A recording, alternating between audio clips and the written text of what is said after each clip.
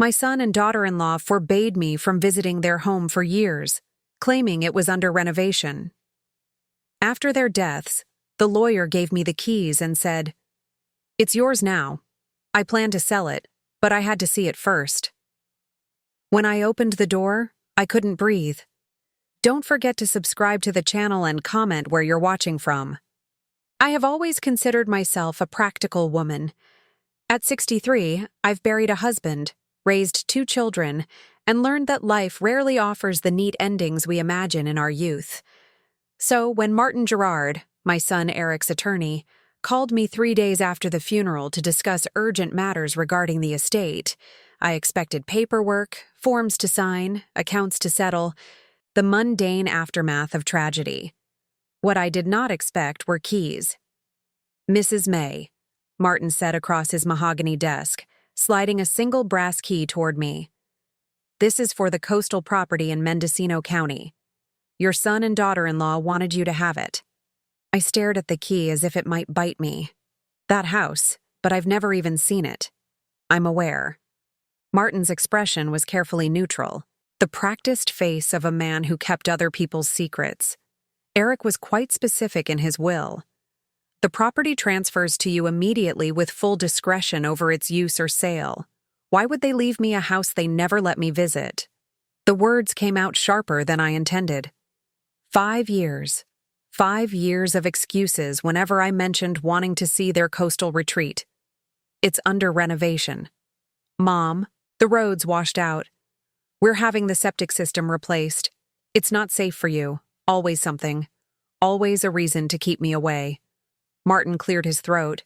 "I think you should visit before making any decisions about sale or disposition." Eric was adamant about that. Adamant, I repeated. My son had been adamant about many things, especially in those final years. Adamant that I not worry about why they'd stopped celebrating holidays with the family. Adamant that their work was too complicated to explain. Adamant that the coastal house was off limits, and now he was dead. They both were.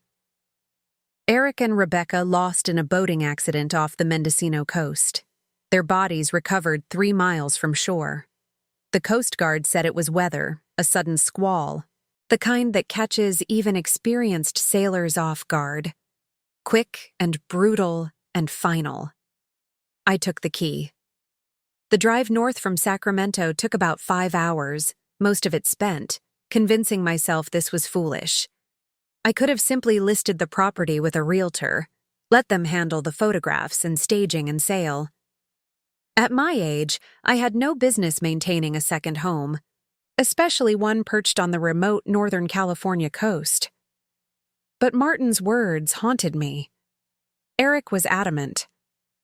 The house stood at the end of a private road, hidden behind a wall of cypress trees that had been bent and twisted by decades of coastal wind. It was larger than I'd imagined. A sprawling 2-story structure of weathered cedar and glass built to face the ocean. The setting sun painted everything in shades of amber and gold.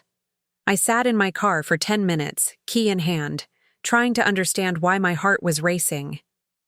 The front door opened easily, almost eagerly, as if it had been waiting. Inside, the entry hall was pristine. Hardwood floors gleamed. The air smelled faintly of lemon cleaner and something else. Antiseptic, clinical, not the musty abandonment I'd expected. "Hello?" My voice echoed through empty space. No answer, but the house felt occupied somehow, humming with recent presence. I moved deeper inside, past a living room furnished with simple, practical furniture. Everything was clean. Too clean. The kitchen showed signs of regular use. Dish soap by the sink. A calendar on the wall marked with notations in Rebecca's neat handwriting. The most recent entry was dated 4 days before their death. Supply delivery 2 p.m. Check inventory. Supply delivery for a house supposedly under renovation. The first bedroom I checked was empty except for a hospital bed. The second had 2 beds. The third had 3. All children's sizes. All equipped with IV poles and monitors. My hands started shaking. I found the main ward on the 2nd floor. 12 beds arranged in neat rows, each with medical equipment that looked expensive and new. Charts hung at the foot of each bed, though someone had removed the names, but I could see dates, medication schedules, treatment protocols. The handwriting alternated between Eric's aggressive scroll and Rebecca's precise print. At the far end of the ward, a door stood slightly ajar. I pushed it open and found what could only be described as a laboratory. Microscopes, refrigerators with biohazard labels, shelves lined with medications I couldn't identify. A whiteboard covered one wall filled with complex formulas and notes that meant nothing to me. But one phrase circled in red marker was crystal clear. Treatment Protocol 7. 73% positive response rate. I sank into a desk chair, my legs suddenly unreliable. My son and daughter-in-law had been doctors. Eric, a pediatric oncologist. Rebecca, a research biochemist. I knew they'd met while working at Stanford Medical Center. I knew they'd taken consulting positions that allowed them to work from home. I knew they'd lost their daughter, Edith, to leukemia when she was just 7 years old. What I didn't know was this. Any of this. I don't know how long I sat there before I noticed the filing cabinet in the corner. It was unlocked, practically inviting inspection. Inside, I found folders organized by year, each containing dozens of files. Not patient files, those had been removed or destroyed, but correspondence, lots of it. Letters from desperate parents, emails printed on paper, all following the same heartbreaking pattern. My son was denied treatment. The insurance won't cover. The hospital says there's nothing more they can do. Please, is there any hope? And responses from Eric and Rebecca. Come to Mendocino. We'll see what we can do. I found photographs tucked into one folder. Children playing on the beach below the house. Children laughing in what looked like a makeshift playroom I hadn't yet discovered. Children with bald heads and thin arms, but smiling. Always smiling. One photo showed my son and daughter-in-law with a group of other adults in medical scrubs. The caption written in Rebecca's hand. Team meeting, March 2024. Dr. Gregory's protocol shows promise. Team? What team? I heard the front door open downstairs. Footsteps in the entry hall. More than one person. Voices. Low. Worried. Sure she's here. The car outside. It has to be her. Gerard said he gave her the keys 3 days ago. Does she know? Did Eric tell her anything? No. He was adamant about that. That word again. Adamant. I stood, still clutching a folder, and moved to the top of the stairs. 3 people stood in the entry hall below, all wearing civilian clothes, but with the purposeful bearing of medical professionals. They looked up when they heard my footstep creak on the landing. The woman in front, Asian, early 40s, spoke first. Mrs. May, I'm Dr. Clara Gregory. I worked with your son and daughter-in-law. Worked with them doing what exactly? My voice was steadier than I felt. Dr. Gregory exchanged glances with her companions. Perhaps we should sit down. There's a lot to explain. Start with why my son turned his house into a hospital without telling me.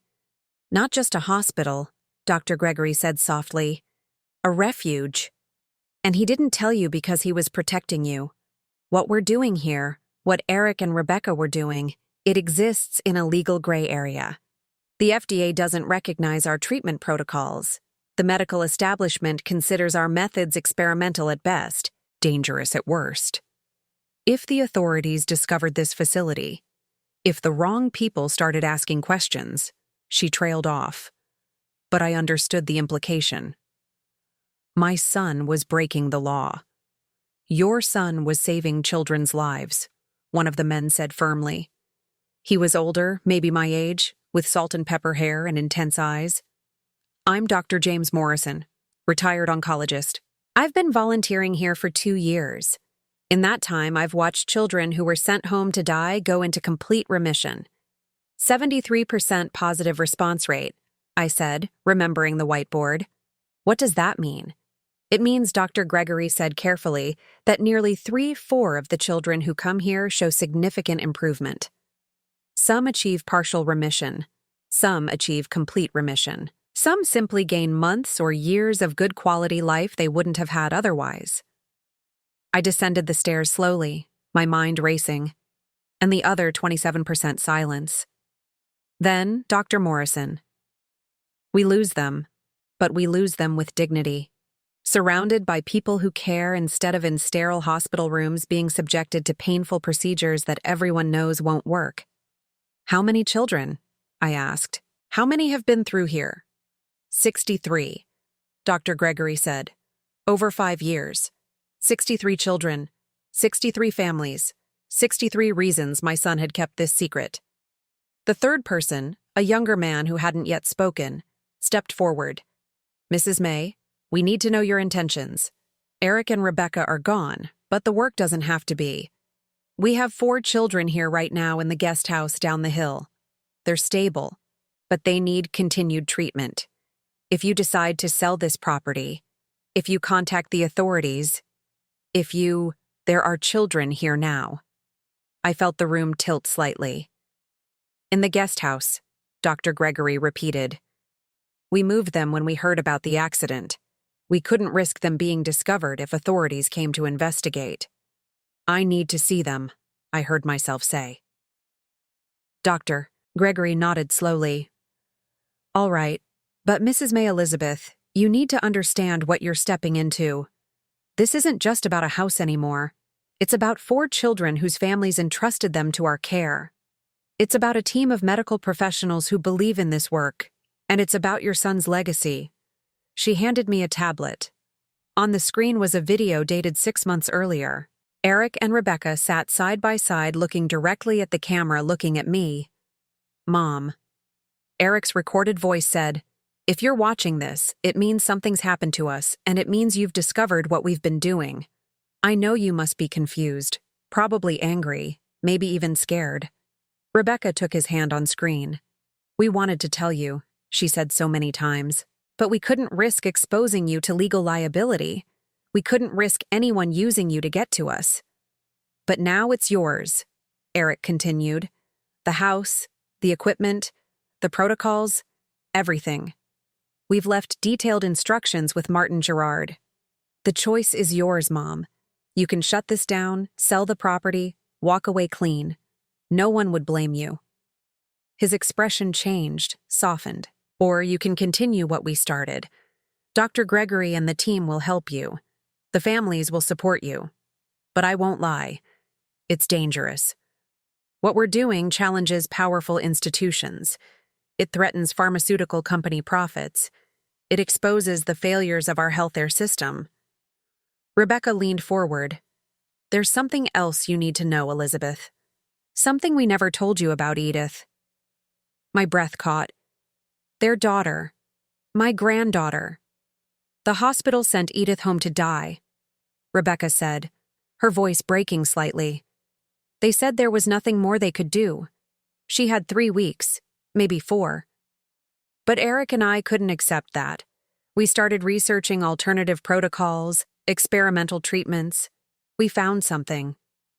And Edith, our Edith, she lived for 18 more months. Good months? Happy months. She didn't die from the cancer, Eric said quietly. She died from complications related to an infection she caught at the hospital during a follow-up visit. An infection that wouldn't have been there if we'd been able to treat her at home with our protocol. Instead of sneaking around the medical establishment's restrictions, the screen showed Eric wiping tears from his face. That's when we decided, never again. No more children would be sent home to die if we could help them. No more families would be told there's no hope when there might be. Rebecca looked directly at the camera, at me. This house is Edith's legacy. Every child who walks through these doors, every family who finds hope here. It's all because of her. Because we loved her. Because we couldn't save her. But we can save others. Eric's final words. The choice is yours, Mom, but whatever you decide, know that we love you and we trust you. We always have. The video ended. I looked up at Dr. Gregory and her colleagues. How much danger are we talking about? Significant, Dr. Morrison said bluntly. The state medical board would shut us down immediately if they knew. The DEA might investigate how we're sourcing certain medications. The IRS would question why a residential property has medical-grade equipment. And that's just the official channels. There are also, Dr. Gregory added carefully, pharmaceutical companies that would prefer our success stories remain quiet. Insurance companies that don't want families demanding treatments we've proven effective. Other medical institutions that see us as competition or quacks. But the children, the younger man said, the children are real. Their remissions are real. The hope we give families, that's real too. I walked to the window and looked out at the Pacific Ocean, darkening now as night fell. Somewhere down that hill were 4 children who needed help. 4 families who had nowhere else to turn. I thought about Edith, about holding her small hand during her last hospital stay, watching helplessly as she slipped away, about Eric's face at her funeral. Not just grief, but rage. Impotent, burning rage at a system that had failed his daughter. He'd turned that rage into purpose, into this. I turned back to face the 3 doctors. What do I need to do? Dr. Gregory's shoulders sagged with relief. First, meet the children and their families. Then we'll show you how everything works. The protocols, the supply chain, the security measures Eric and Rebecca put in place. After that, we'll figure it out together. There's one more thing. Doctor, Morrison said something you need to know before you commit. 3 days after Eric and Rebecca died, someone called this house. They said they were from the California Department of Public Health investigating reports of unlicensed medical activity at this address. My stomach dropped. What did you tell them? Nothing. We didn't answer. But Mrs. May, Elizabeth, that call suggests someone knows about this place. Someone's asking questions. The accident that killed your son and daughter-in-law. Are we sure it was an accident? The question hung in the air like smoke. I looked down at the key in my hand. The key Martin Gerard had given me. The key to my son's secrets. The key to a mystery that was suddenly much darker and more dangerous than I'd imagined. Show me the children, I said. How long do they typically stay? I asked. Pepsin's on the child's condition. Some for weeks, some for months. We had one family here for nearly a year. She paused at the guest house door. Before you go in, you should know. These families are terrified right now. They trusted Eric and Rebecca completely. They don't know you. Should they trust me? I don't even know what I'm doing. Dr. Gregory turned to face me. You're Eric's mother. That counts for something. But more importantly, you came here. You didn't run away when you saw what he'd built. That counts for everything. Inside, the guest house was warm and softly lit. A woman in her 30s stood in the kitchen making tea. She looked up when we entered, her eyes red from crying. This is Elizabeth May, Dr. Gregory said gently. Eric's mother, the woman sat down the kettle with shaking hands. Mrs. May, I'm Julie Reeves. My daughter Maxine is Eric and Rebecca were.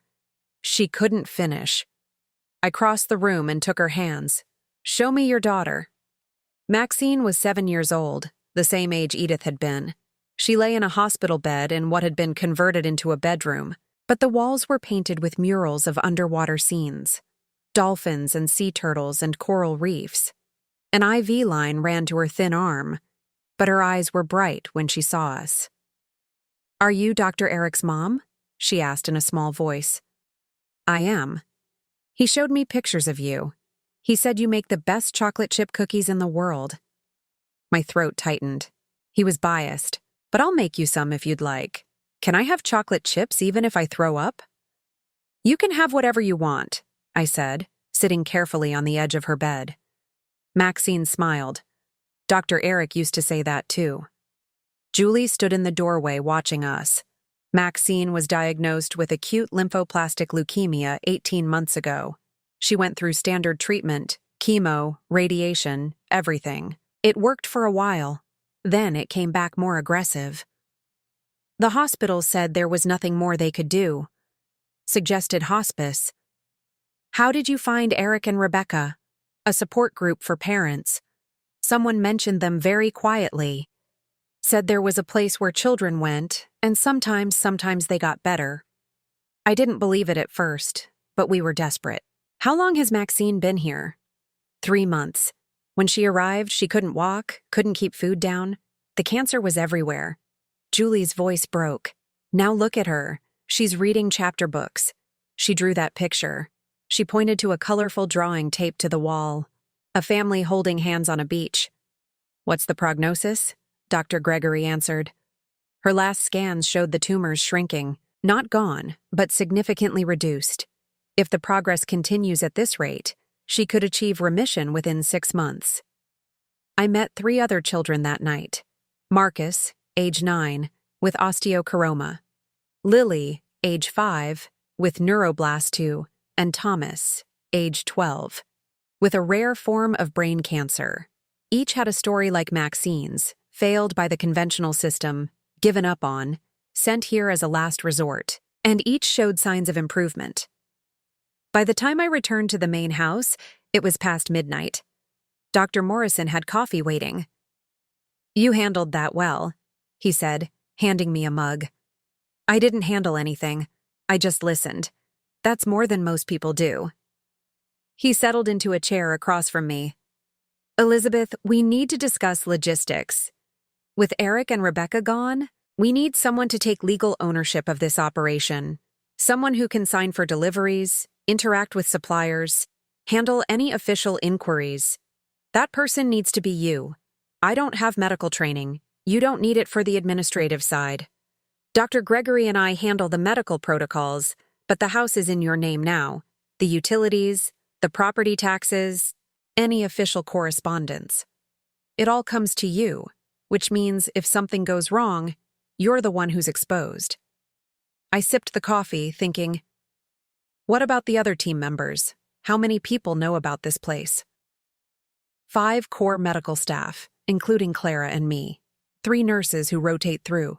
2 volunteers who handle supplies and logistics and the families. Of course, that's more than a dozen people keeping a secret. Everyone has been carefully vetted. Everyone has skin in the game. Either they've lost someone to the system's failures, or they believe in what we're doing enough to risk their careers.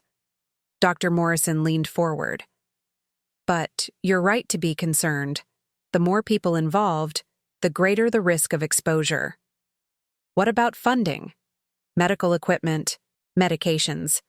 This must cost a fortune. Eric and Rebecca liquidated most of their savings. They also accepted anonymous donations from grateful families. Nothing that could be traced back to specific patients. Nothing that triggered reporting requirements. It's been enough barely. And now we need to figure out how to continue without them. The supply chain, Eric established the contacts who provide medications off books, the network of sympathetic professionals. It all ran through him. Some of those people won't work with us anymore. They're too scared. A thought occurred to me. The phone call you mentioned from the Department of Public Health. Do you still have the number? Doctor. Morrison pulled out his phone and showed me the call log. I recognized the area code. San Francisco.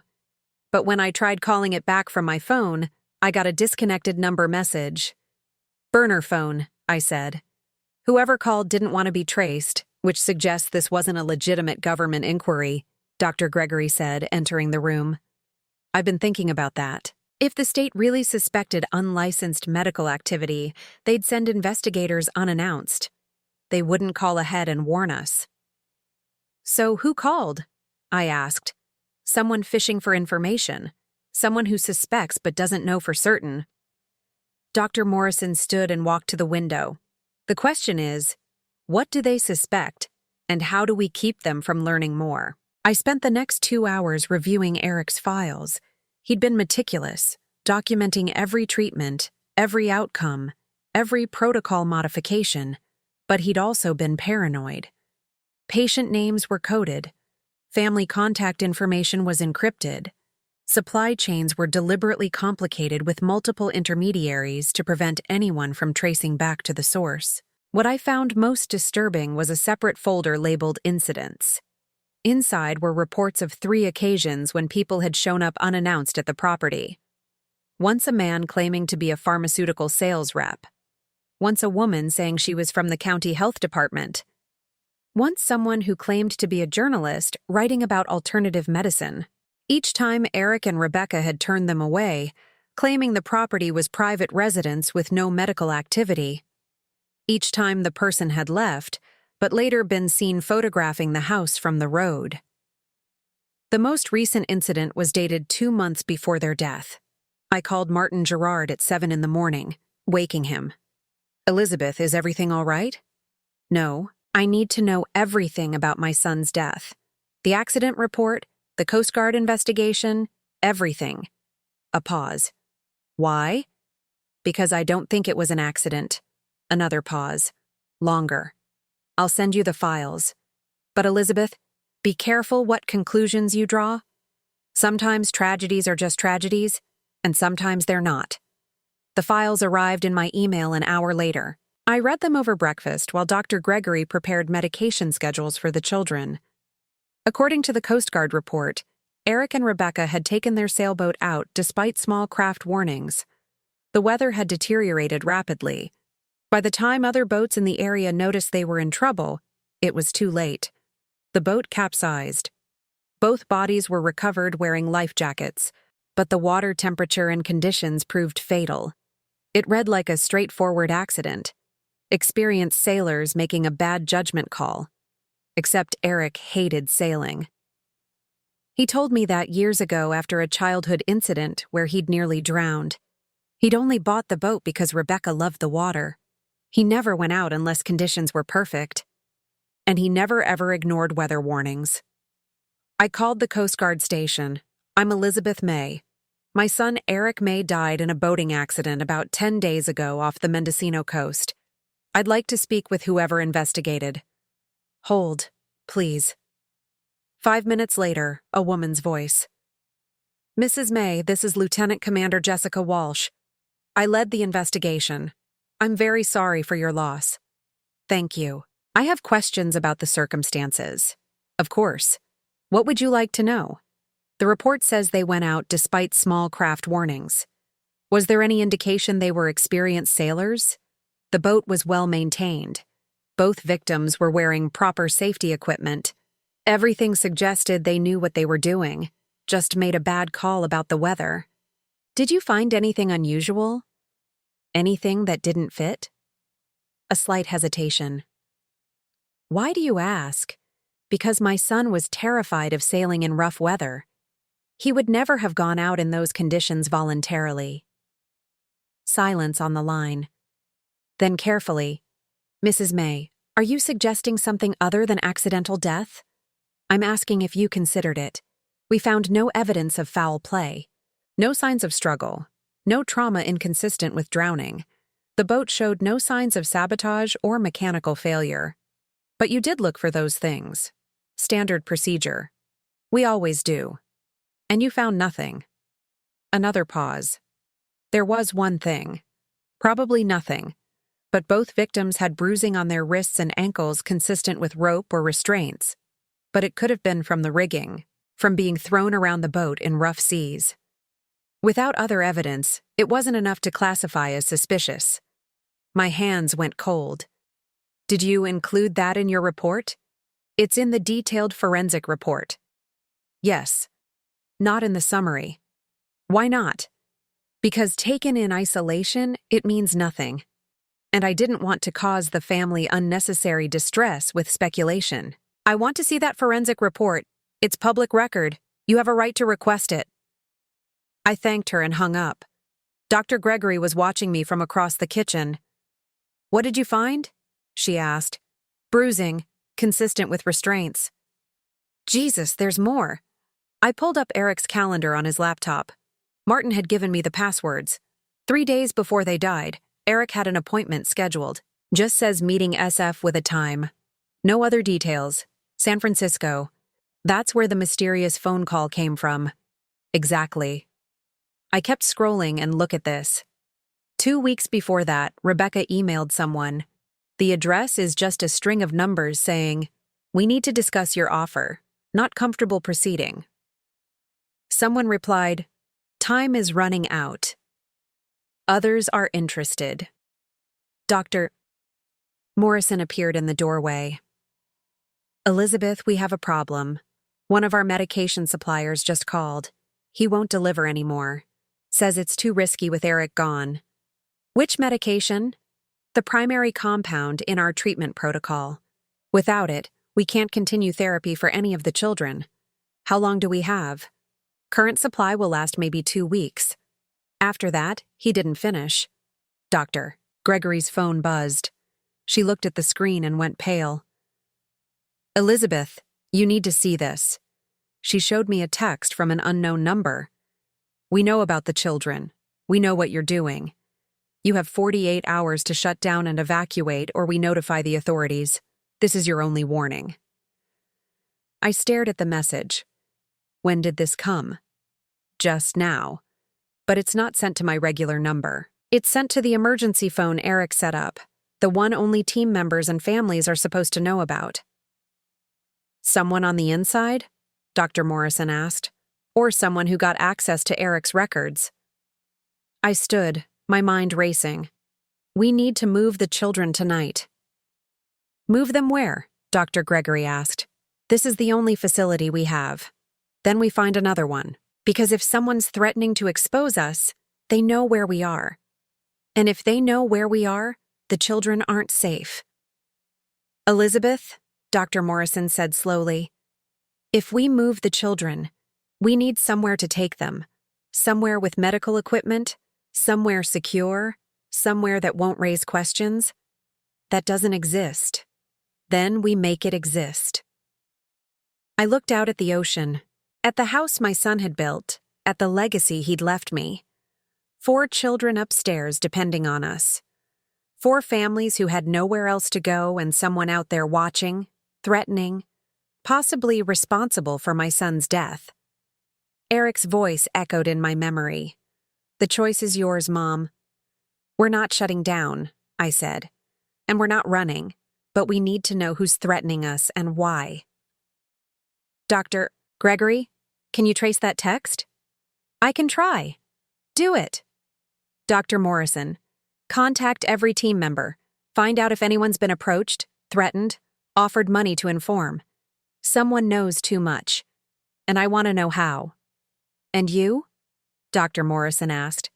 "I'm going to San Francisco. I'm going to find out who my son met with 3 days before he died." I grabbed my keys and headed for the door. Behind me, Dr. Gregory called out, "Elizabeth, wait. You don't know what you're walking into." I turned back. "No, but I know what I'm protecting, and that's enough." The morning sun was rising over the Pacific as I drove away from the house, leaving the children and their families behind, heading toward answers I wasn't sure I wanted to find. But there was no turning back now. The address in Eric's calendar led me to a glass office tower in San Francisco's financial district. No company name listed, just Suite 1847. I sat in my car across the street for 20 minutes, watching people come and go, trying to build courage. Finally, I crossed the street and entered the lobby. The building directory showed Suite 1847 as belonging to Meridian Strategic Partners. The name meant nothing to me. The elevator opened onto a floor of quiet, expensive offices. Meridian's suite had frosted glass doors and a reception area designed to intimidate. All marble and chrome and uncomfortable modern furniture. "Can I help you?" The receptionist was young, polished, and looked at me the way people look at lost tourists. "I'm here about a meeting that took place 3 weeks ago. My son, Eric May, met with someone from this office." Her expression didn't change. "I'm sorry, I don't have any information about that." "Do you have an appointment?" "No, but then I can't help you. If you'd like to schedule a meeting with one of our consultants, I can take your information." What does Meridian Strategic Partners do? We provide business consulting services to healthcare organizations. The answer was smooth, rehearsed. "Now, if you'll excuse me, my son is dead." The words came out harder than I intended. He met with someone here 3 days before he died in an accident that's looking less and less accidental. So either you tell me who he met with, or I start making phone calls to every reporter in this city about how a consulting firm might be connected to his death." The receptionist's professional mask slipped for just a second. "Please wait here." She disappeared through a door behind her desk. I stood in the reception area, my heart hammering, wondering if I'd just made a terrible mistake. 5 minutes later, a man emerged. Mid-50s, expensive suit, the kind of face that had spent years learning to reveal nothing. "Mrs. May, I'm Richard Kovach, senior partner. Please come to my office." His office overlooked the city, all windows and power. He gestured to a chair but remained standing himself, a subtle dominance play. "I'm very sorry about your son," he said. "Eric was a brilliant man. You knew him. We met once 3 weeks ago, as you said. He came to discuss a business proposition." "What kind of proposition?" Kovach moved to his desk, picked up a folder, set it down again without opening it. "Mrs. May, before we continue, I need to understand what you know about your son's work. I know he was treating children with cancer. I know he was doing it outside official channels, and I know someone is threatening to expose the operation." Kovach's eyebrows rose slightly. "You're remarkably well informed. I'm his mother and I own the property now. So tell me what he wanted from you." Kovach sat down, finally steepling his fingers. "Eric came to us because Meridian specializes in bringing experimental medical treatments into mainstream channels. We work with pharmaceutical companies, hospitals, regulatory agencies. We navigate the FDA approval process, secure funding, manage clinical trials. Eric wanted to legitimize his treatment protocol. He wanted to go public. Not exactly. He wanted protection. He knew what he was doing was legally questionable, but he believed his treatment worked. He wanted our help getting it approved so he could continue treating children without fear of prosecution." "What did you tell him?" "I told him it would be expensive and time-consuming. Clinical trials alone would cost millions and take years. The FDA process is deliberately slow. During that time, he'd have to stop treating patients or risk criminal charges if we went public, and authorities started investigating his past activities. He must have hated that he did. He said children were dying while we shuffled papers. That our system prioritized profit over lives." Kovach smiled thinly. He wasn't wrong. So why are you telling me this? Because I want to make you the same offer. Your son's treatment protocol has potential, real potential. If you'll work with us, we can legitimize the operation, protect you legally, and potentially help thousands of children instead of just dozens. It sounded perfect. Too perfect. What's the catch? No catch. We'd structure it as a partnership. You provide the protocol and data. We provide the regulatory expertise and funding. Eventually, if FDA approval comes through, we'd license the treatment to pharmaceutical companies. Everyone profits, everyone's protected, and the children currently in treatment would have to be transferred to conventional care during the approval process. We can't have active patients in an unsanctioned facility while we're seeking FDA approval. It would undermine the entire application. There it was.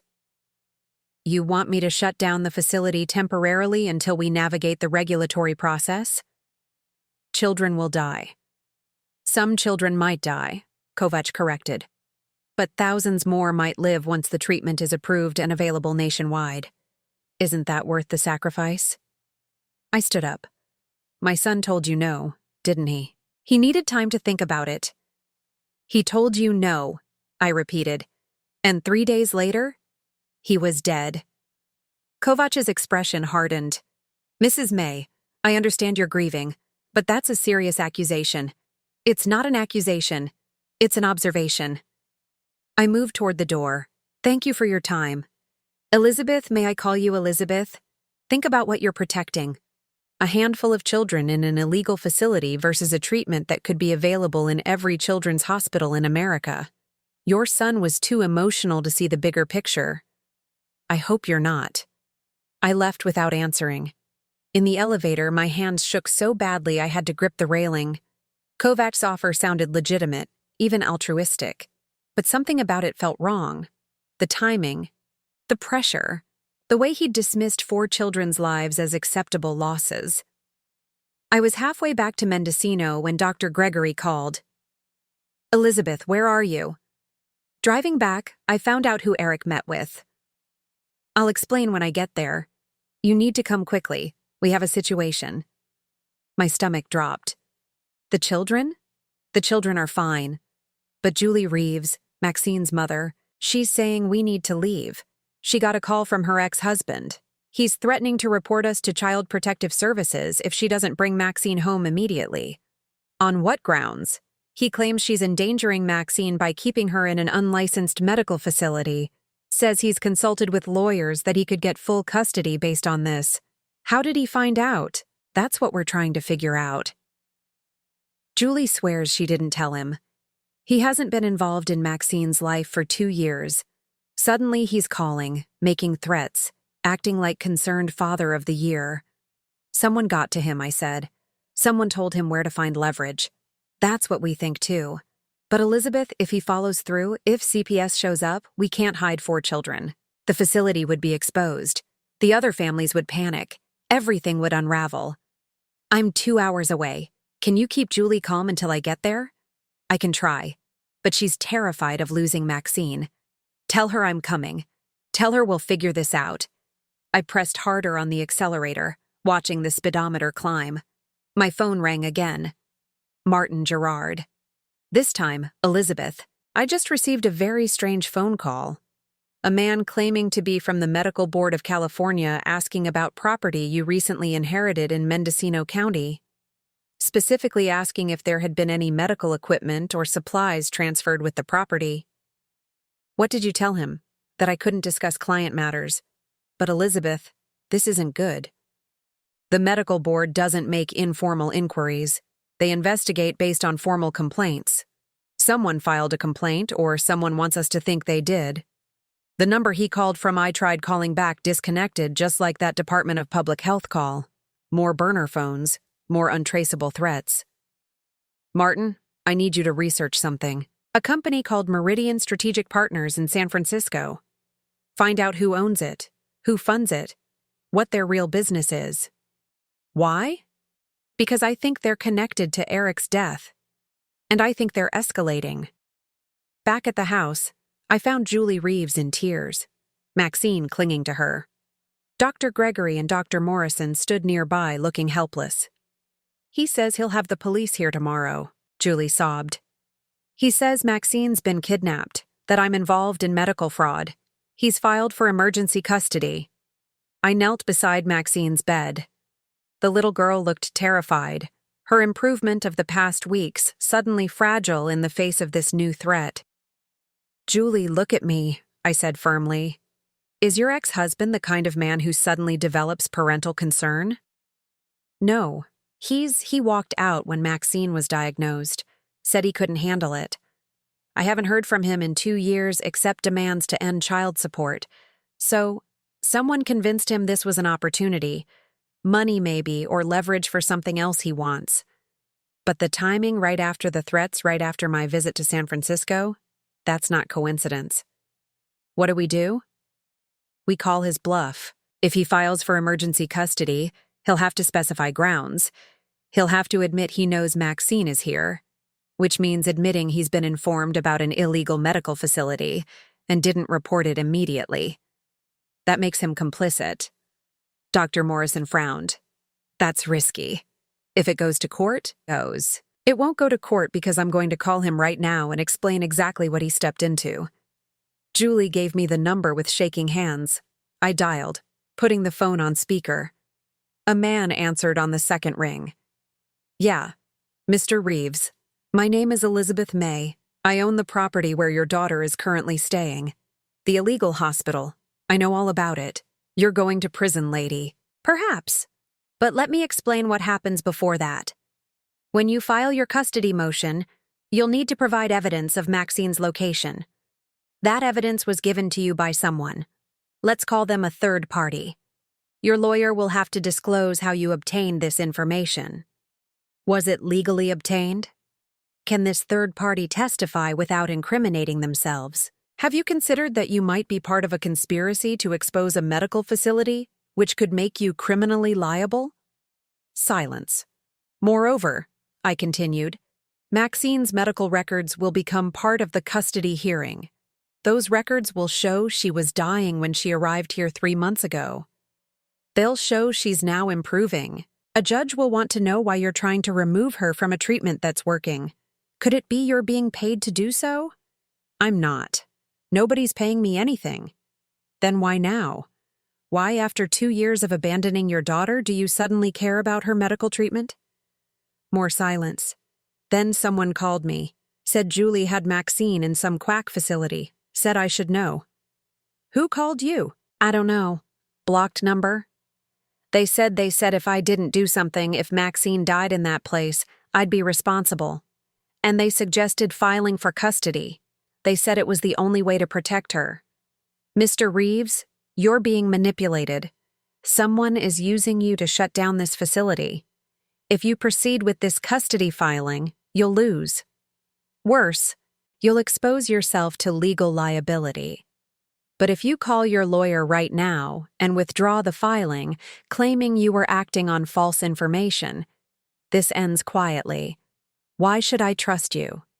Because Maxine is improving. Because Julie has been a better parent than either of us could ever be. And because whoever called you doesn't care about your daughter, they care about shutting us down. Don't let them use you. A long pause. I need to think. You have until morning. After that, I go to the police myself and report that someone is using harassment and false accusations to interfere with medical treatment.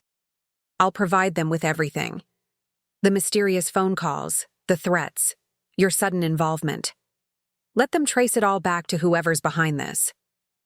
I hung up. Julie stared at me. Will that work? I don't know, but we just called someone's bluff. Now we'll see how they respond. Dr. Gregory's phone buzzed. She looked at the screen and her face went white. Elizabeth, you need to see this now.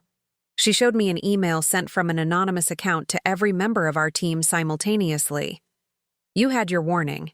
Since you chose to ignore it, we're moving forward. The Medical Board of California will receive a full report tomorrow morning detailing unlicensed medical activity at the Mendocino property. The FBI will receive information about illegal medication procurement. Local police will be informed of child endangerment concerns. By this time tomorrow, Elizabeth May will be under arrest. The children will be in state custody, and this illegal operation will be permanently shut down. You cannot stop this. You should have taken the deal. Dr. Morrison read over my shoulder. The deal? They mean Meridian. Kovac, I said quietly. He made the offer this morning. When I refused, he activated Plan B. What do we do? Dr. Gregory asked. If they report tomorrow, then we report tonight. First, I pulled out my phone. We document everything. Every treatment, every success, every child we've helped, we get ahead of the narrative. Elizabeth, if we go public, we'll be arrested. Dr. Morrison said, all of us, maybe. Or maybe if we tell the story right, if we show what Eric accomplished, if we make it about the children instead of the legal technicalities, maybe public opinion protects us long enough to matter. That's a huge gamble, Dr. Gregory said. So is doing nothing. I looked around at the faces of my team, scared, exhausted, but still determined. Eric and Rebecca didn't build this place by playing it safe. They built it by believing some children's lives matter more than bureaucratic rules. I'm not letting their work end because someone wants to profit from it. I pulled up my contacts and found the number for the one reporter I'd met years ago, someone who'd written sympathetically about Edith's case. Catherine, this is Elizabeth May. I have a story for you, a big one. But I need it published tomorrow morning before anyone else can control the narrative. How big? Big enough to change how we treat childhood cancer in this country. Big enough that people will try to stop you from publishing it. Are you interested? A pause. I'm listening. Good. Because I'm about to tell you about a secret hospital run by two doctors who died under suspicious circumstances that's been saving children's lives for 5 years while pharmaceutical companies and federal agencies looked the other way. I talked for an hour laying out everything. When I finished, Catherine was quiet for a long moment. Elizabeth, if I publish this, you'll be arrested. I know you could lose everything. I've already lost my son. I'm not losing his legacy, too. All right, send me everything you have. I'll have it ready by morning. I hung up and looked at Dr. Gregory and Dr. Morrison. Tomorrow, everything changes. Tonight, we get every piece of evidence we have into Catherine's hands, every success story, every treatment record, every child we've saved. If they're going to shut us down, they'll do it in front of the whole world. And the children? Julie asked quietly. What happens to them? I looked at Maxine, sleeping peacefully in her bed, her mother holding her hand. That, I said, depends on what the world decides we deserve. Catherine's article went live at 6:00 a.m. on the San Francisco Chronicle's website. The headline, Secret Hospital Saved Dying Children While System Failed Them. Then its founders died mysteriously. By 7:00 a.m., my phone was ringing off the hook. The first call was from Martin Gerard. Elizabeth, what have you done? What I had to do? Have you read it? Everyone's reading it. It's already trending on social media. But Elizabeth, you've painted a target on your back. The medical board will have no choice but to investigate now. The FBI, the DEA, they'll all come. Let them come. At least now the world knows why. The second call was from a number I didn't recognize. Mrs. May, this is Agent Torres from the FBI San Francisco field office. We need to speak with you about allegations of illegal medication procurement and unlicensed medical practice. I'll be happy to speak with you. I have nothing to hide. We're sending agents to the Mendocino property this morning. I need you to remain there and ensure no evidence is destroyed. The only evidence here is children getting better. Come see for yourself. I hung up and found Dr. Gregory and Dr. Morrison in the kitchen, both looking at their phones with expressions of mixed terror and amazement. We're the number 2 trending topic on Twitter, Dr. Gregory said. Right after some celebrity divorce, people are calling us heroes. They're also calling us criminals. Check your email, Dr. Morrison said grimly. The medical board sent formal notices. We're all under investigation. They've suspended my medical license pending review. Clara's too. How fast did they move on that? I asked. The email is timestamped 5:17 a.m. before the article even published. Dr. Morrison's jaw tightened. They had these notices prepared in advance. They were waiting. Meridian, I said. They told the medical board to have everything ready. The article just triggered the trap they'd already set. My phone rang again. Richard Kovach's name appeared on the screen. I answered on speaker. Mr. Kovach, Elizabeth, you've made a terrible mistake. Have I? Because from where I'm standing, the world now knows what my son accomplished. They know children are alive because of him. That's not a mistake. That's his legacy. His legacy is going to be as a criminal who endangered children with unapproved treatments. Do you think the public will remember your touching story after the medical board releases its findings? After the FBI arrests you, after those children are removed from your care and the media reports they were victims of medical fraud? Is that your plan? Control the counter-narrative? It's not a plan. It's reality. You could have had protection, legitimacy, a path forward. Instead, you chose public spectacle. Now you'll face the consequences. We'll see. I hung up. But his words haunted me. He was right about one thing. Going public had started a battle I wasn't sure I could win. The medical board, the FBI, regulatory agencies, they all had the law on their side. I had a newspaper article and public sympathy. Would it be enough? Julie appeared in the doorway, Maxine in her arms. The little girl looked scared. Mrs. May, people are outside, with cameras. I looked out the window. 3 news vans were parked on the road, reporters setting up equipment. In the past hour, we'd gone from secret to spectacle. Stay inside with Maxine. I told Julie, "Don't talk to anyone yet. Let me handle this." I walked outside into a barrage of questions. "Mrs. May, is it true you're running an unlicensed hospital? How many children are currently in your care? Did you know your son's activities were illegal?" I raised my hand for silence. "I'll make one statement, then I'm asking you to leave. There are 4 children inside this house who are fighting for their lives. They came here after the conventional medical system gave up on them. My son and daughter-in-law developed a treatment protocol that helped more than 60 children over 5 years. Yes, it operated outside official channels. Yes, that makes it legally complicated. But the children who survived, who are alive right now because of this place, they don't care about legal technicalities. Their families don't care. They care about hope. That's what Eric and Rebecca gave them. That's what I'm trying to protect. Are you saying the medical establishment failed these children? I'm saying the system has gaps. Children fall through them. My son tried to catch them. The medical board says you're endangering children with unproven treatments. The medical board has never visited this facility. They've never examined these children. They've never looked at our success rates. When they do, I believe they'll find that what we're doing here works. If it's illegal to save children's lives, then the law needs to change." I turned and walked back inside. Behind me, reporters shouted more questions, but I shut the door on them. Dr. Gregory was watching from the window. That was either very brave or very foolish. Probably both. "What's the situation with the other families?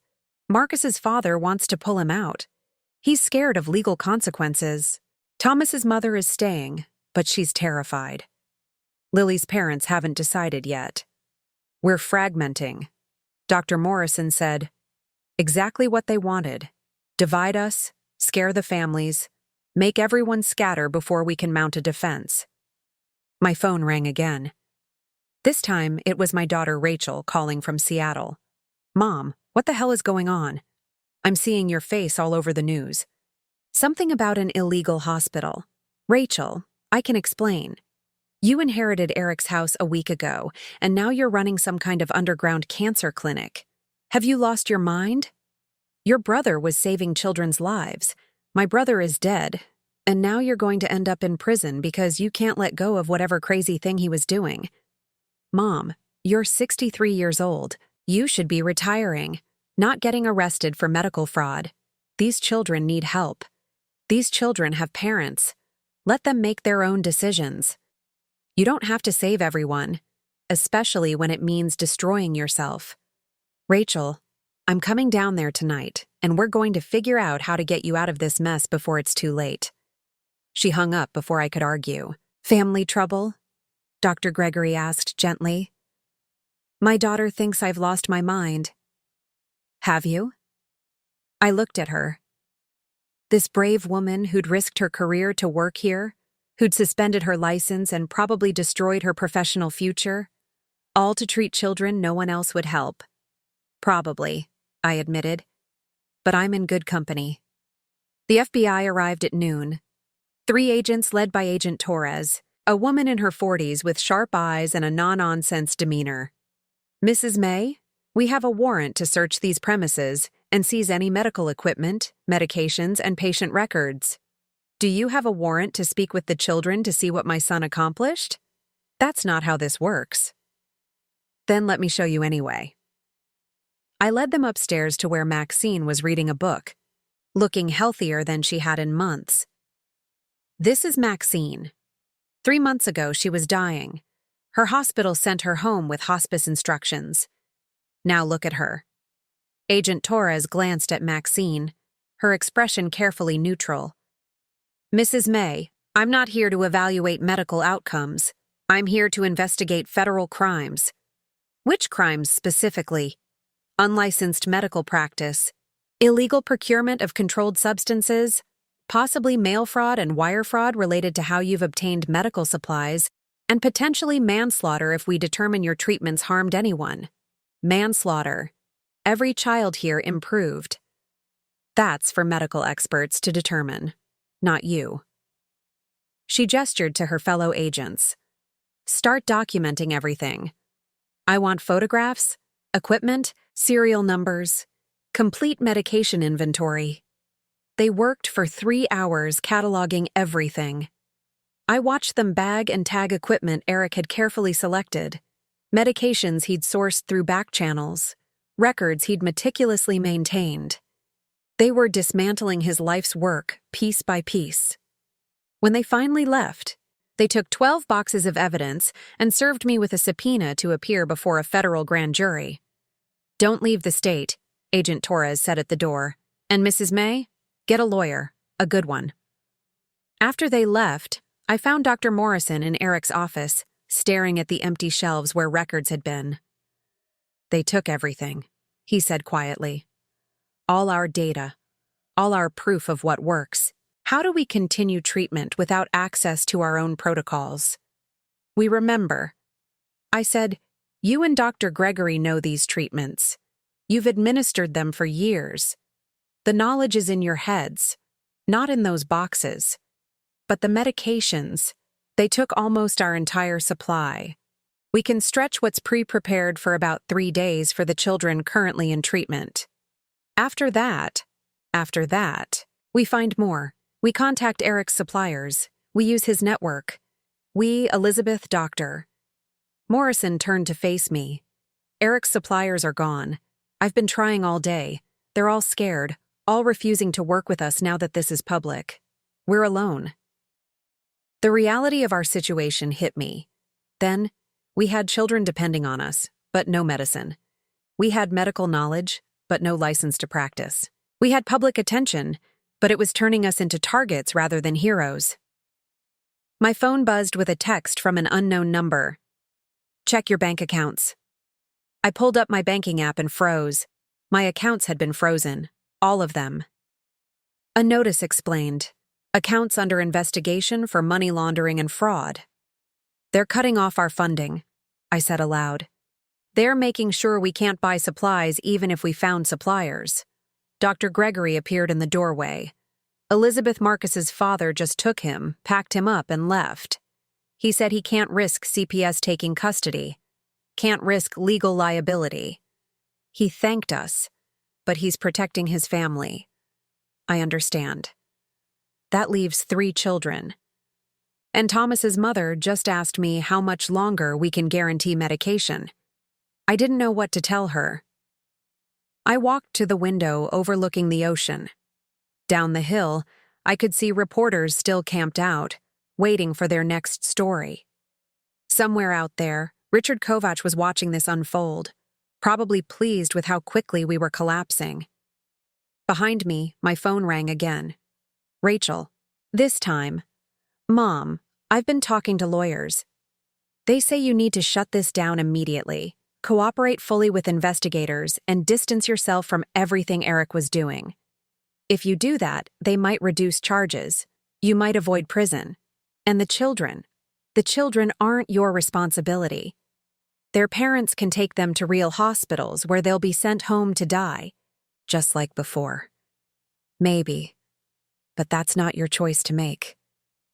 Mom, please, I can't lose you too. Not after Eric. Please, just let this go. I closed my eyes. My daughter was right. This was destroying me.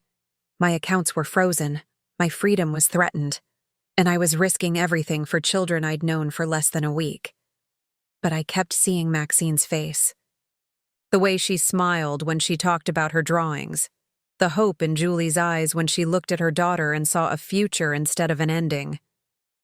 I can't. I told Rachel. I'm sorry, but I can't. Then you're on your own. I'm not watching you throw your life away for this. She hung up. Dr. Gregory put a hand on my shoulder. She'll come around. Maybe, or maybe she's right and I'm being foolish. Foolish would be giving up now. We're not beaten yet, but we were losing. I could feel it. Every hour brought new pressure, legal, financial, personal. Meridian was good at this. I realized they didn't just threaten directly, they squeezed from every angle until there was nothing left to fight with. At dinner time, Martin Gerard called, "Elizabeth, I need to resign as your attorney." Why? Because the California bar just opened an ethics investigation into me. Someone filed a complaint saying I helped you establish an illegal medical operation, that I knew about Eric's activities and failed to report them. It's baseless, but defending against it will cost me months and thousands in legal fees. I'm sorry, but I can't afford to be associated with this case. I understand. Thank you for being honest, Elizabeth. For what it's worth. What you're doing is extraordinary. But sometimes, extraordinary isn't enough.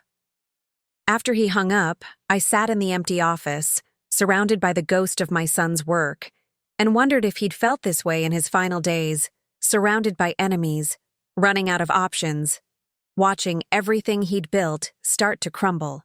Is that why he'd gone out on the boat that day? Had he been running from this same pressure, the same squeeze? Or had he been running towards something, a meeting, a confrontation, a final desperate attempt to protect what he'd built? Dr. Morrison found me an hour later, still sitting in the dark. "Elizabeth, we need to make a decision. Thomas's mother wants to leave. She's scared of what happens if she stays. That would leave just Maxine and Lily. And without medications, without funding, without legal protection, we can't keep this going much longer." "What are you saying?" "I'm saying maybe we need to accept defeat, shut down gracefully, get the families to safety, and live to fight another day. You could work on getting Eric's protocols approved through legitimate channels. The way Kovac suggested, Kovac orchestrated all of this. He killed my son, and now he's destroying his work. You don't know that for certain. I know enough. Then prove it. But you can't prove anything if you're in prison, if the children are scattered, if we're all too broken to continue. Sometimes retreat is the smart choice." I wanted to argue, but looking at his exhausted face at the wreckage of what we'd tried to build, I wondered if he was right. Maybe it was time to let go. Then my phone buzzed one more time. An email from Catherine, the reporter. "Elizabeth, you need to see this. I've been investigating Meridian. You're not going to believe what I found." The attachment was a corporate filing document. My hands shook as I read it.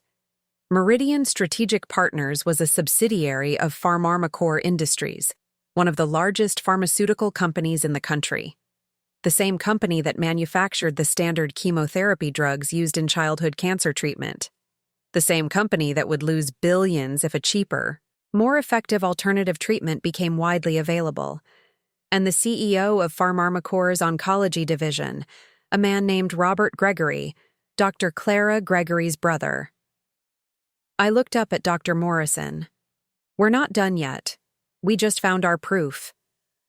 I stared at the document on my phone screen, reading it 3 times to make sure I understood correctly. Then I looked at Dr. Morrison. "Get Dr. Gregory now." Clara Gregory arrived within minutes, her face drawn with exhaustion. "What is it?" I handed her my phone without a word, watched her eyes move across the screen, watched understanding dawn, watched her face go pale. "Robert," she whispered, "my brother is behind this. You didn't know? We haven't spoken in 5 years. Not since I left Pharmarmacore to work with Eric and Rebecca."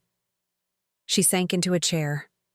"He was furious when I resigned, said I was throwing away my career, that alternative treatments were pseudoscience.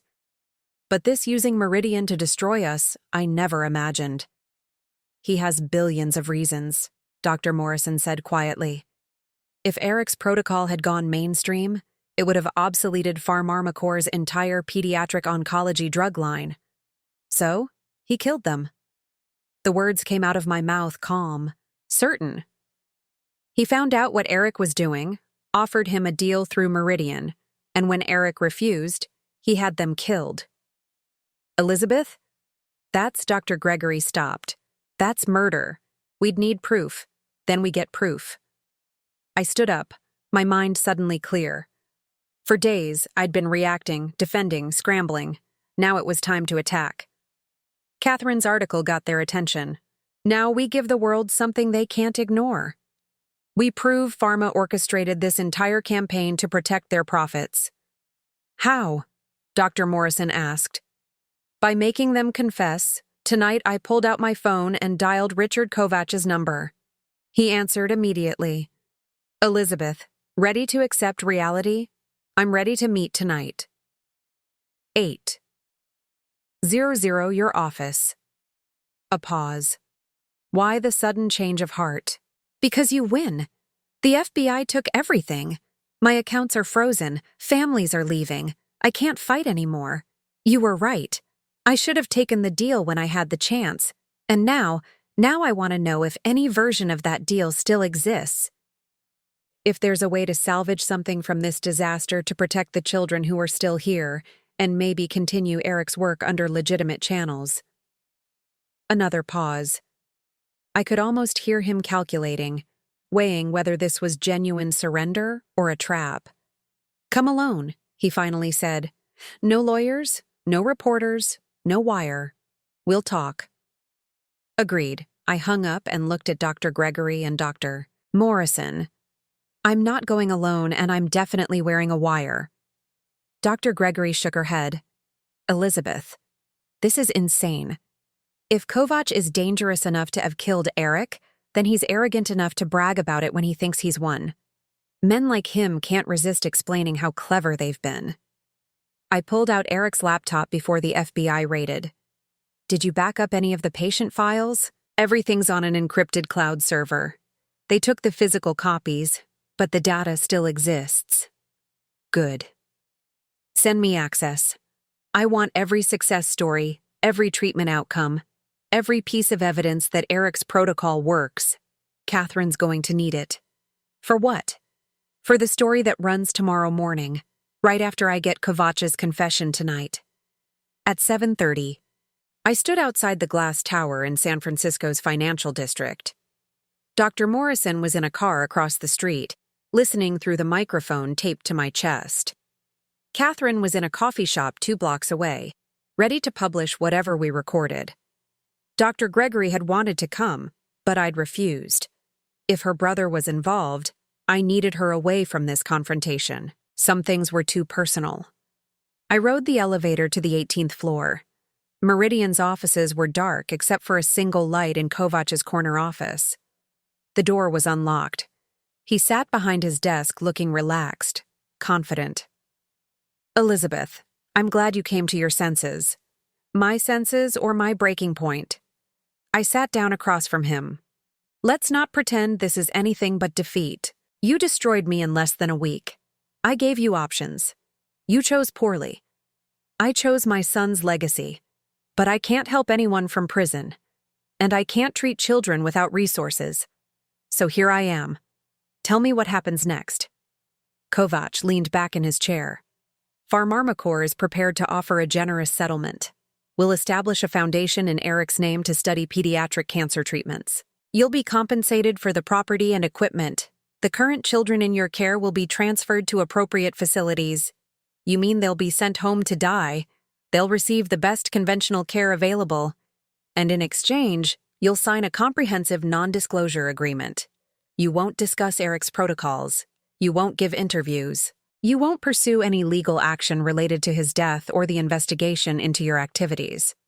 How much is Pharmarmacorp paying me to forget my son was murdered? Kovach's expression didn't change, but something flickered in his eyes. Your son died in a boating accident. My son died 3 days after refusing your offer. My son, who was terrified of rough weather, somehow decided to sail into a storm. My son and daughter-in-law, who had bruising consistent with restraints on their bodies. I leaned forward. Tell me, Mr. Kovach, how does Pharmarmacorp arrange accidents? You're upset, grieving, making wild accusations. Am I? Because it seems like everyone who threatens Pharmarmacorp's profits ends up having unfortunate accidents or sudden investigations or frozen bank accounts. I pulled out my phone and set it on his desk. I have documentation. Corporate filings showing Meridian is owned by Pharmarmacor. Emails between you and Robert Gregory discussing the Eric May problem. Records of payments made to Julie Reeves's ex-husband to harass her. Evidence that you coordinated with the medical board and FBI before going public. It was a bluff.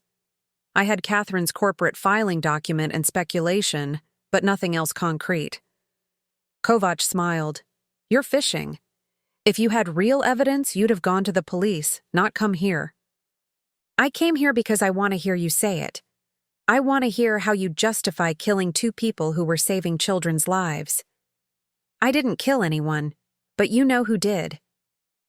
He stood up and walked to the window, looking out at the city lights.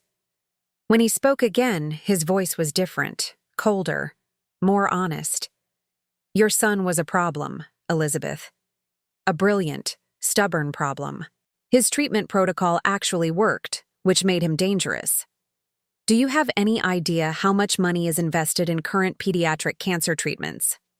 The research, the patents, the infrastructure, billions of dollars, thousands of jobs. An entire industry built on existing protocols. An industry that fails children. An industry that saves many children and makes reasonable compromises for others. Eric wanted to disrupt that. He wanted to prove that our expensive treatments were obsolete, that his backwater operation could achieve better results for a fraction of the cost. If that became public knowledge, if his protocols spread, it would be catastrophic for Pharmarmacor's profits, for the entire healthcare system. Do you think hospitals would survive if cheaper treatments became available? Do you think insurance companies would continue current reimbursement rates? Eric wasn't just threatening one company. He was threatening the entire economic structure of American medicine. So you killed him. Kovach turned to face me. I offered him a way out. Legitimize the treatment, but slowly through proper channels that would take years, maybe decades. Long enough for Pharmarmacor to develop competitive alternatives for the industry to adapt. He refused. Said children were dying while we played corporate games. He was right. He was naive. And his naivety was going to cost people their livelihoods, destabilize healthcare markets, create chaos. Someone had to stop him. Someone. Not you. Kovach smiled. Not me. I'm just a consultant, Elizabeth. I identify problems and coordinate solutions. What Robert Gregory does with that information, what resources he deploys, what measures he takes, that's not my concern. Robert Gregory ordered their deaths.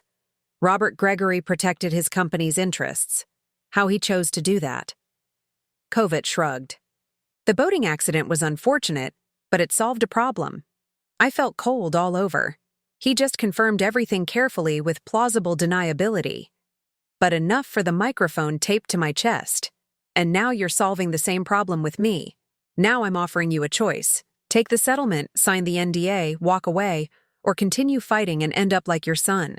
A cautionary tale about people who challenged forces too powerful for them. That's a threat. That's reality. What happened to Eric was an accident officially, but accidents happen to stubborn people with surprising frequency. Your daughter Rachel, she lives in Seattle, doesn't she? Works for that tech company downtown. It would be terrible if something happened to her. If she lost her job over some manufactured scandal. If she started facing the kind of pressure you've been experiencing. The cold turned to ice in my veins. You leave my daughter out of this. That's entirely up to you. Sign the papers and Rachel stays safe. Your remaining children get placed in good facilities. You get to retire quietly and grieve your son without federal charges hanging over your head. Everyone wins except the children who die because Eric's treatment never becomes available. Some children die, Elizabeth. That's life. The question is whether your children, your daughter, your grandchildren survive. Because I can make problems for them too. I can make problems for anyone you care about. I stood up slowly, my legs shaking. You're a monster. I'm a realist. And you have 24 hours to decide which matters more. Dead children you never met, or your living daughter's future. I walked to the door, then stopped. Can I ask you something? Did Eric know at the end? Did he know why you were killing him?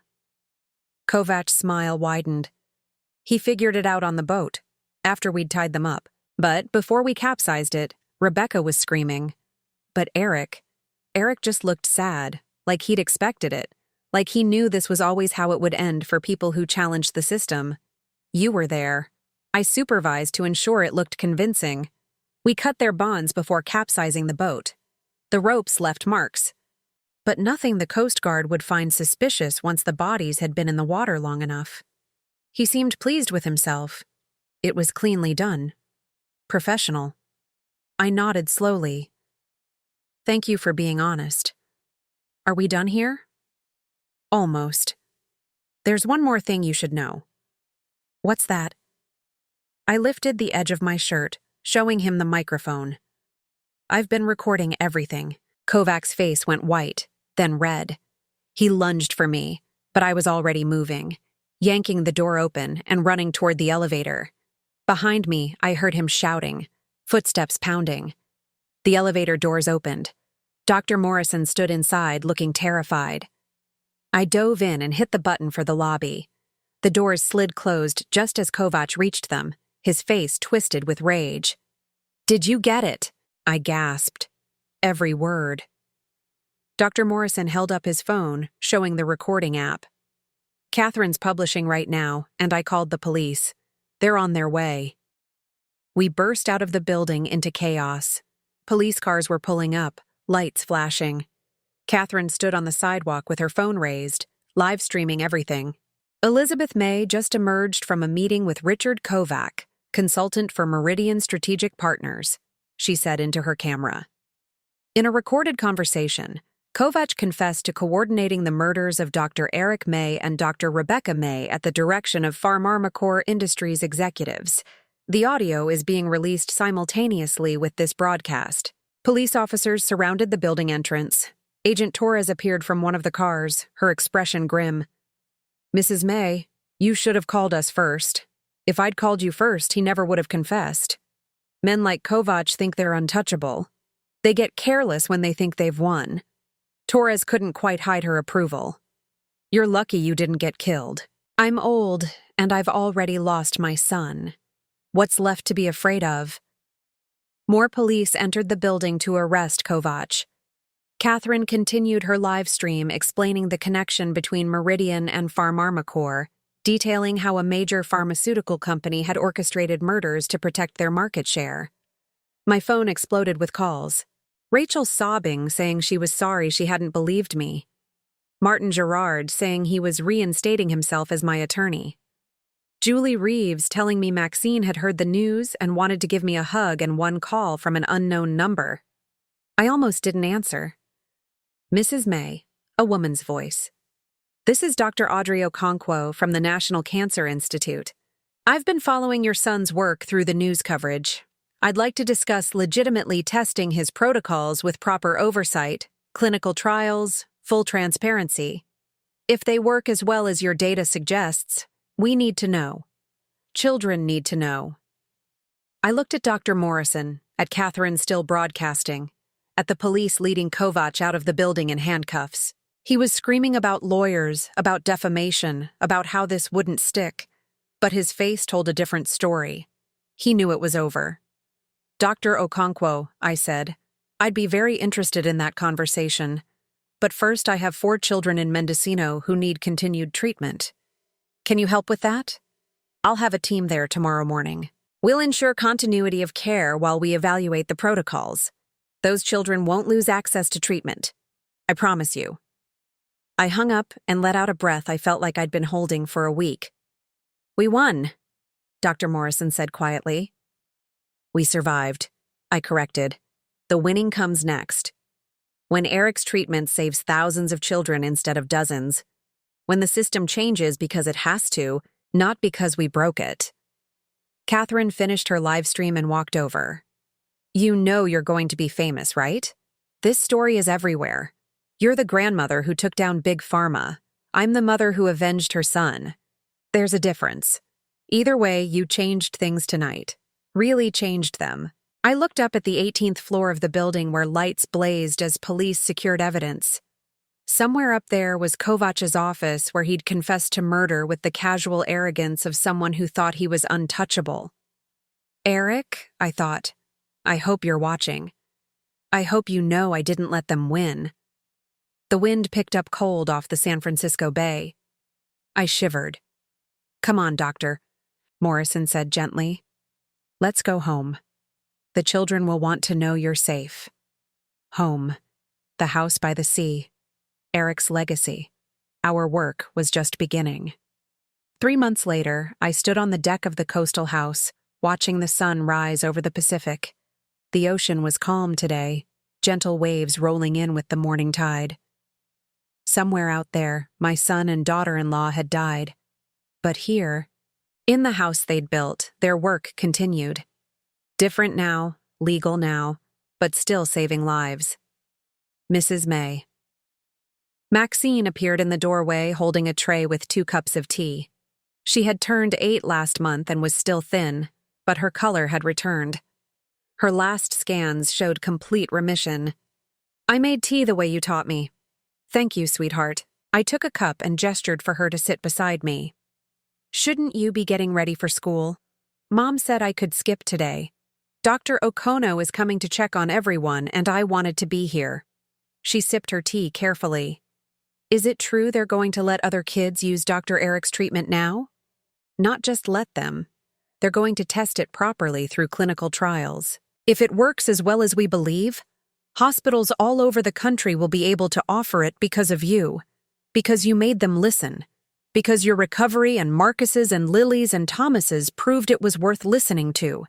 You did that, Maxine. You and the other children. She was quiet for a moment, looking out at the ocean. I miss Dr. Eric and Dr. Rebecca. So do I. But I think they'd be happy about what you did, about how you didn't give up. I put my arm around her small shoulders. They'd be happiest about you, about the fact that you're alive and healthy and going to have a long, beautiful life. The National Cancer Institute had moved quickly once Kovach's confession went public. The scandal had forced multiple investigations into Pharmarmacor's business practices, into Meridian's activities, into the systemic failures that had made Eric's underground operation necessary in the first place. Robert Gregory had been arrested as an accessory to murder. Pharmarmacor's stock had plummeted. The CEO had resigned. And in the chaos, people started asking uncomfortable questions about why a functional cancer treatment had been suppressed, why children had been denied care, why profit mattered more than lives. Dr. Okonkwo had been appointed to lead a fast-tracked evaluation of Eric's protocols. She'd brought a team of researchers to Mendocino, examined our patients, reviewed our data, and within 6 weeks had recommended emergency authorization for expanded trials. This treatment works, she told me bluntly. It won't work for everyone, and it's not a miracle cure, but for certain types of pediatric cancers, it shows response rates significantly better than conventional treatments with fewer side effects and lower cost. The question isn't whether to pursue this, it's why we didn't pursue it 5 years ago. The answer to that, of course, was money, power, the inertia of an industry built on existing protocols. Eric had understood that. He'd tried to work within the system and been blocked at every turn, so he'd built his own system, knowing it couldn't last, but hoping it would last long enough to prove what was possible. He'd been right. The front door opened and Julie emerged, dressed for work. She'd gotten a job in Mendocino, managing a bookstore. She and Maxine had decided to stay to be close to the place that had saved her daughter's life. Morning, Elizabeth. Maxine, go get dressed. School bus comes in 20 minutes. But Mom, I know Dr. Okonkwo is coming. You'll see her after school. Now go. Maxine made a face, but obeyed, disappearing back into the house. Julie settled into the chair she'd vacated. She's doing well, I observed. Because of you? Because you fought when you could have walked away. Julie's eyes were bright with emotion. I never properly thanked you for everything. For keeping Maxine alive when her voice broke. You don't need to thank me. Eric and Rebecca did the hard work.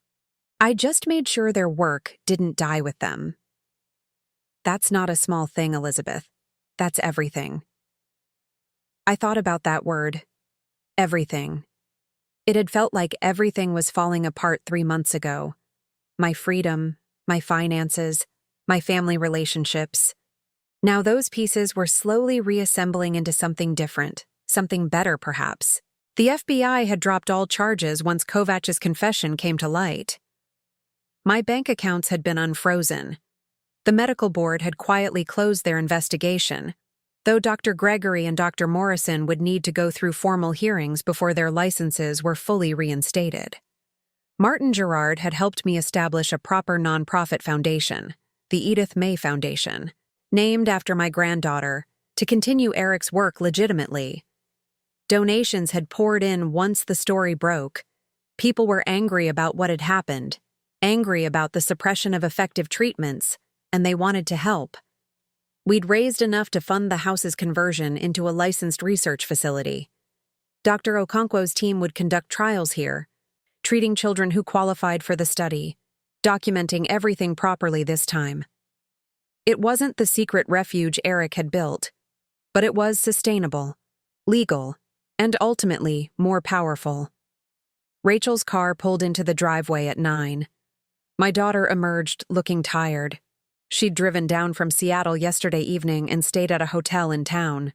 We were still rebuilding our relationship, still finding our way back to each other after the harsh words exchanged during those terrible weeks. Mom. She climbed the stairs to the deck and hugged me. The house looks amazing. You've done so much with it. The foundation did the work. I just supervised. Don't be modest. You turned Eric's illegal hospital into a legitimate research center. That takes more than supervision. She looked out at the ocean.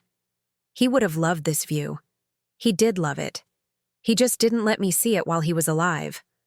Rachel was quiet for a moment.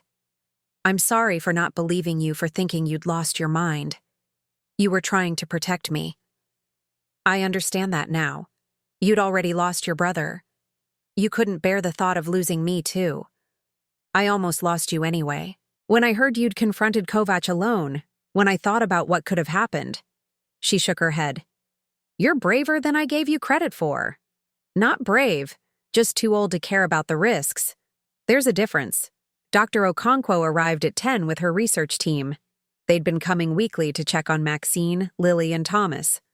Marcus had returned to his family in Oregon, but remained in the trial under a local doctor's supervision. All 4 children were showing sustained improvement. The data was promising enough that the NCI was expanding the trial to 5 other sites across the country. Elizabeth, do you have a moment?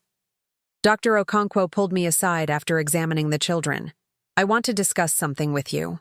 We walked down to the beach where the tide was going out, leaving tide pools full of small marine life. I'd started walking here every morning thinking about Eric and Rebecca, talking to them in my head. We've completed our analysis of your son's patient records. Dr. Okonkwo said 63 children over 5 years with detailed treatment notes and outcome data. It's an incredible data set. Eric was meticulous. He was also brilliant. Some of the modifications he made to existing protocols, the timing, the drug combinations, the palliative care integration, it's genuinely innovative. We're already incorporating elements into our expanded trials. That would have made him happy. There's something else. 3 of the children Eric treated, now adults, have contacted us. They want to participate in the research, to share their stories, to help us understand the long-term effects of the treatment. One of them is in medical school now, studying oncology. She said Eric saved her life when she was 6 years old. I felt tears prick my eyes. He never told me, never mentioned any of this. He was protecting you and himself. If word had gotten out, if families had started seeking him out publicly, the operation would have been exposed years ago. He kept it secret because secrecy was the only way to continue. Dr. Okono paused.